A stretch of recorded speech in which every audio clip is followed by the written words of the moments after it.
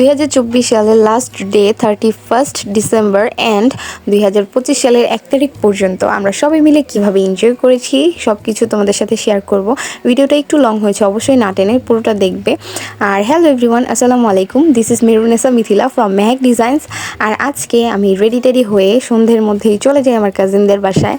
দেন ওইখানে গিয়ে আমি আর আমার কাজিন মিলে চিকেনগুলোকে ভালো মতো ক্লিন করে কাঁটা চামচের মাধ্যমে কেচে নেই, যাতে ময় মশলাগুলো ভিতরে ভালো মতো অ্যাড হয়। দেন এখানে সরিষার তেল অ্যাড করি, তারপর হলুদ গুঁড়ো, মরিচ গুঁড়ো, ধনিয়া গুঁড়ো, জিরা গুঁড়ো, আদা রসুন বাটা, লবণ, দেন সয়া সস, তারপর টমেটো সস পরিমাণ মতো অ্যাড করি। আমি কিন্তু এখানে কোনো প্রকার বারবিকিউ সস অ্যাড করিনি, আমি জাস্ট এখানে আমার সিক্রেট 2টা মশলা অ্যাড করেছি, আর বাদ বাকি যা হাতের সামনে পাইছি সব কিছু অ্যাড করে দিয়েছি। আর ভালো মতো এইটাকে ম্যারিনেট করে নিব। দেন 2 ঘন্টার জন্য রেস্টে ফ্রিজে রাখবো। আপনারাও কিন্তু চাইলে এইভাবে ট্রাই করতে পারেন, দুনিয়ার সব মশলা অ্যাড করে দেবেন, অবশ্যই মজা হয়ে যাবে। দেন এইখানে দেখলাম আমার হাজব্যান্ড আতশ আনছে, আর আমার মেয়েটা বলতেছে মাম্মি আমি একটু দেখি। আমি বলতেছিলাম ওকে যে না পরে দেখো, আর আমি একটু ভিডিও নিচ্ছিলাম আতশগুলা কিন্তু অনেক সুন্দর হয়েছে।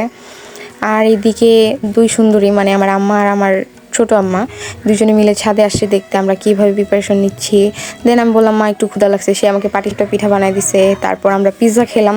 দেন আমরা ছাদে উঠে গেছি। ফার্স্টে আমি আর আমার কাজিন মিলে বারবিকিউ সেটআপটা একবারে ছাদের কর্নার সাইডে করে ফেলি, দেন আবার সেটআপ ঘুরাইতে হয়েছে। এইদিকে আমার হাজব্যান্ড আবার সেটআপ রেডি করতেছিল। বাতাসের কারণে অনেক প্যারা লাগতেছিল, অনেক বাতাস ছিল কিন্তু হ্যাপি নিউ ইয়ারের দিন। আর এইদিকে কয়লাগুলো ভালো মতো ভেঙে নেওয়া হচ্ছিলো, একবারে আনাম কয়লা ছিল এটি। আর এই আনাম কয়লাগুলো ভাঙতে যায় আমার জামাই ওর হাত, ফেস, প্যান্ট, জামা সব নষ্ট করছে। এনিওয়েজ এইখানে দেখলাম আশেপাশে অনেক পোলাপান আতশবাজি ফুটাইতেছিল, দেন ফানুস উড়াইতেছিল। আর এইদিকে আমার টিয়া পাখিটা অনেক খুশি হইতেছিল এইসব দেখে। তারপর আব্বু আমার মেয়েকে নিয়ে নিচে চলে যায়, বলতেছিল অনেক বাতাস, এইখানে আমি চলে যাই। আর এইদিকে তো আমরা ননস্টপ দেখতেছিলাম জামাইটা কাজ করেই যাচ্ছিল। সে কিন্তু প্রচুর স্ট্রাগল করেছে, ফাইনালি কিন্তু সে তার ফল পেয়েছে, কষ্টের ফল, যেটা অনেকক্ষণ চেষ্টার পর সে পেরেছে। মানে প্রায় আধা ঘন্টা না সরি 1.5 ঘন্টা সে স্ট্রাগল করেছে এইসবের পেছনে। আর এদিকে তো আমি বেটাটাকে জ্বালাইতেছিলাম, বলতেছিলাম এদিকে একটু তাকাও, একটু হাসো। এনিওয়েজ সব কিছু আমরা ছাড়িয়ে আসি, সরিষার তেল, তারপরে চিকেনগুলো। তারপর আমার মেয়েটা আবারও ফাল দিয়ে ছাদে চলে আসে, বলতেছিল আম্মু আমি থাকবো। ছাদে যেহেতু কোনো ধরনের রেলিং ছিল না, যার কারণে আমার একটু ভয় লাগতেছিল। তারপর আব্বু বলতেছিল আমার কুলেই থাকো তুমি, দেখো এখানে কি হইতেছে। আর সবাই মিলে উকি দিয়ে দেখতেছে সামির কি করে। যাই হোক, এইদিকে আমি সবার সাথে আবারও একটু ভিডিও নিলাম। আর এই তো কয়লা জ্বালানো হয়ে গেছে, আব্বু আমার মেয়েটাকে নিয়ে চলে গেল। আর এই কয়লার ভিডিওটা নেওয়ার সময় আমার মনে হচ্ছিল আমার হাত পা ফেস পুরো তাপে যাবে, এতটা হিট ছিল, সামনে থেকে ভিডিওটা নেওয়া ইম্পসিবল ছিল, অনেক তাপ ছিল অনেক। যাই হোক, এখানে স্ট্যান্ডটা ফাইনালি দেওয়া হয়ে গেছে। তারপর সুন্দর মতো তেল ব্রাশ করে নিচ্ছে আমার হাজব্যান্ড। আর এই বারবিকিউ স্ট্যান্ডটা কিন্তু আমার শ্বশুর রেডি করে দিয়েছে, আমরা যেহেতু মাঝে মধ্যে বারবিকিউ করি তার জন্য। আর এদিকে আমার হাজব্যান্ডকে বলছিলাম একটু হাসো, নইলে পাবলিক ভাববে আমি তোমাকে দিয়ে জোর করে কাজ করাচ্ছি। বেচারাকে আমি সারাদিন জ্বালাইতে থাকি। যাই হোক, তেল ব্রাশ করা শেষ হয়ে গেছে।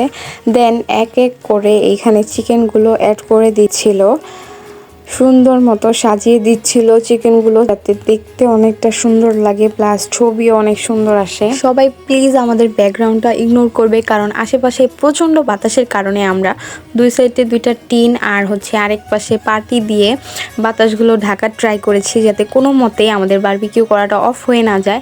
আর এইদিকে আমার জামাই আতশগুলো ফাটাচ্ছিল, দেখতে কতটা সুন্দর লাগতেছিল।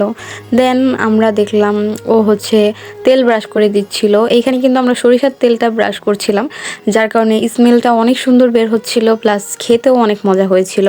তারপর চিকেনগুলো এক পাশ হয়ে গেলে আরেক পাশে উল্টিয়ে দিচ্ছিল। দেন কিছুক্ষণ রাখার পর আবার আমার আব্বু এখানে তেল ব্রাশ করে নিচ্ছে। তারপর দেখতে পেলাম আমার খালামনিও চলে আসছে আমার মেয়েকে নিয়ে ছাদে। এই তো অলমোস্ট হয়ে গেছে এক ধাপ বারবিকিউ। দেন এক এক করে আমার আব্বু বড় একটা প্লেটে এই সব কিছু একসাথে সুন্দর মতো নামিয়ে নিবে। দেন নামানো হলে আবারও কিন্তু বাকি বারবিকিউগুলো এই নেটের উপরে দিয়ে দিবে। অবশ্যই দেওয়ার আগে তেল ব্রাশ করে দিবে।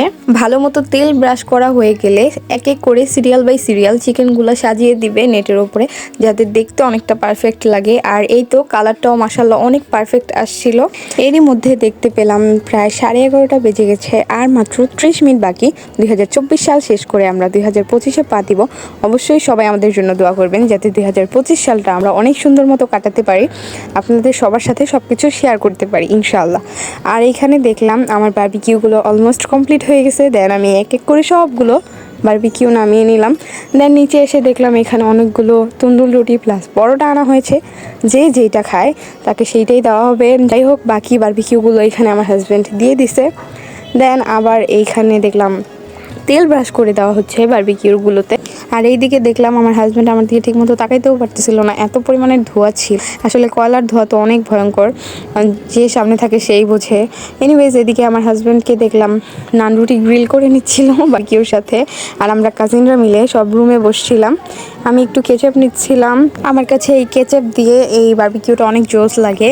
জানি না কার কাছে কেমন লাগে, অবশ্যই সবাই জানাবেন আপনাদের কাছে কেমন লাগে। আর আজকের দিনটা আমাদের মোটামুটি অনেক ভালো কেটেছে। আমার জামাই এদিকে আতশ ফাটাচ্ছিল, আমার ভাই বললো দাও ভাই আমি একটু ট্রাই করি। সে আর পারে নাই, সে ব্যর্থ হয়েছে। যাই হোক, এইদিকে আমার জামাইয়ের সাথে সাথে আমিও একটু আতশ ফাটাইতে গেছি, বাট ভয়ের চোটে দিছি একটা দৌড়।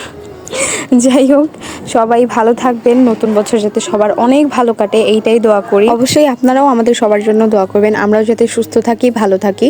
দেখা হবে অন্য একটি ভ্লগে। আজকে এই পর্যন্তই। Tata everyone.